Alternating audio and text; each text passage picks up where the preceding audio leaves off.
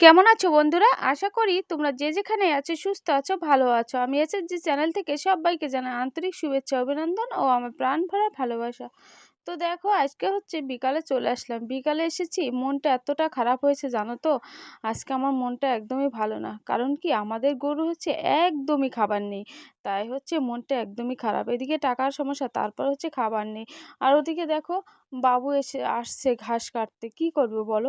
বাবুর হচ্ছে অনেকটাই বয়স হয়ে গেছে। তারপরেও কেটে খেতে হয়। কারণ কি এমন একটা পরিস্থিতি এসেছে, তাদের যদি না কাজ করা হয় তাহলে পেটে ভাত যায় না গো।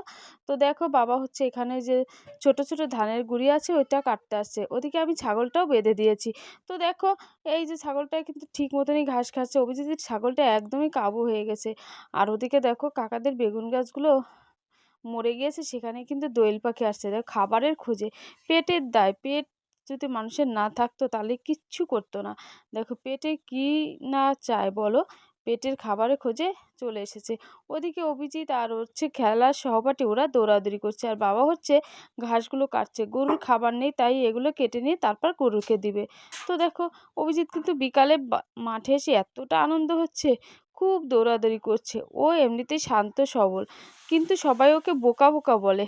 কিন্তু আমি বলি কি যে একটু মানে অন্য মানুষের সাথে চলাফেরা করলে একটু মানে চঞ্চল হবে, তার জন্য ওদের সাথে নিয়ে এসেছি বিকালে মাঠে ঘুরতে।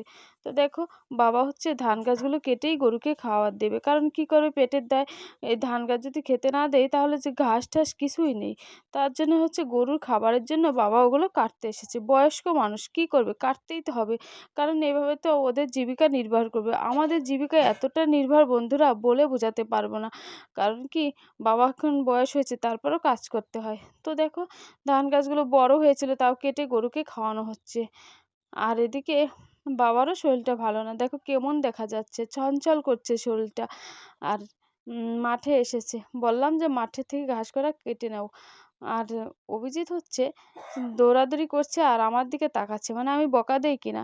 আজকের মতন এখানে, সবাই ভালো থেকো।